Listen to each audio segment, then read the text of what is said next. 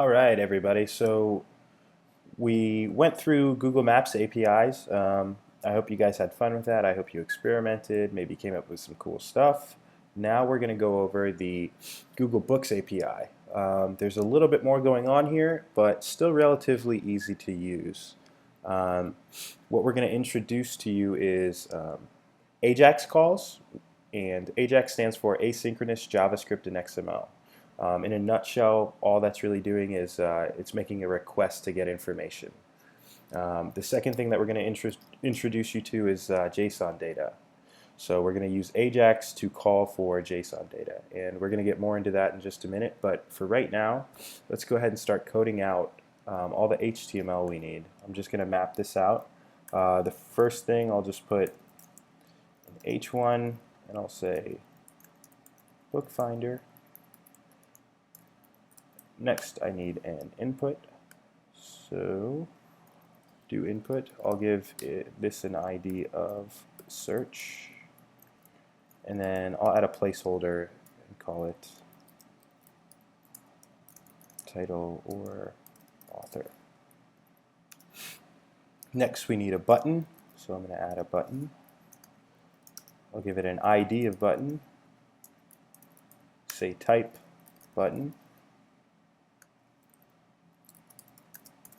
Click me. And then lastly, we need to display the results of whatever the user is searching for. So I need to create a div, and I'll say ID results. Cool. So this is pretty much what we need for our HTML, just very simple, basic. Also note that the script tag is different from the Google Maps one. If you guys want to pause the video and copy this, you can definitely do that. Now we're going to start doing our JavaScript. So I'm going to create a function, and I'm going to call this function book search. And just to make sure everything is in working order, I'm going to console.log this function runs.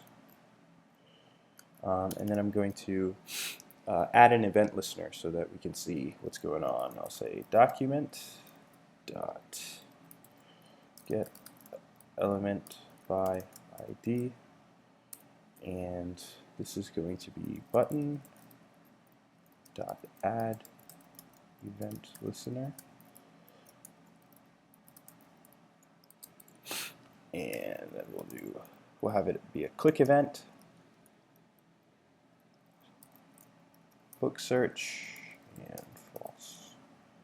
Cool. So let's just see what we have so far.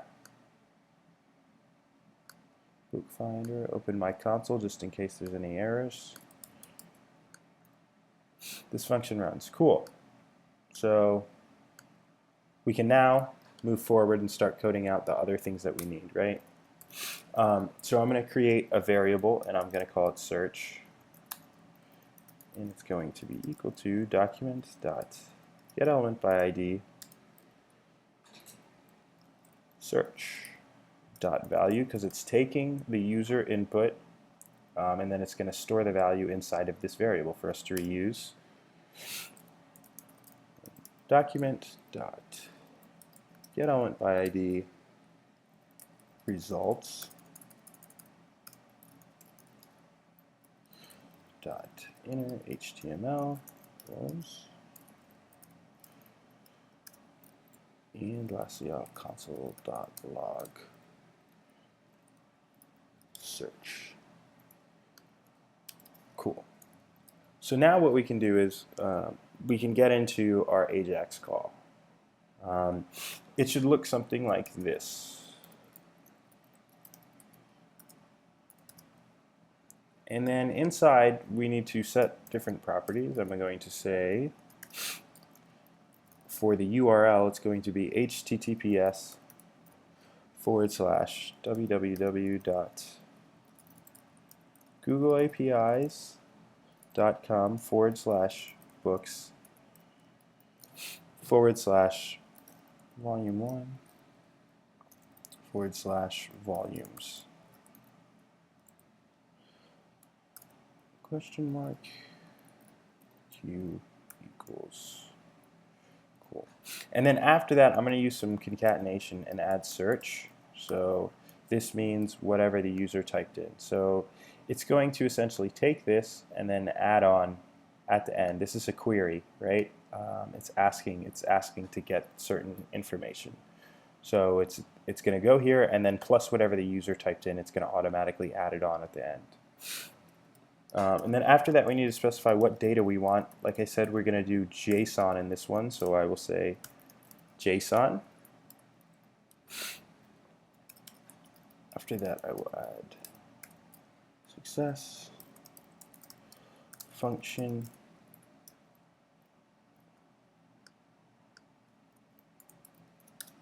data, and then say console.log data.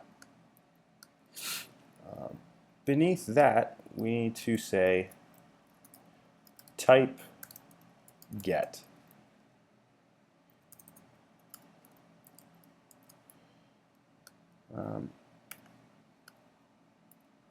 So the reason for that is because we're getting the information, right? So I said type get. So let's see what we have so far. If I refresh, type in Harry Potter.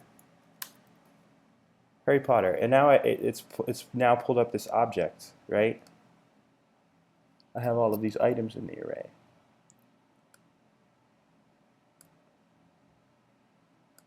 No. Now is as good a time as any to go ahead and explain JSON data to you guys.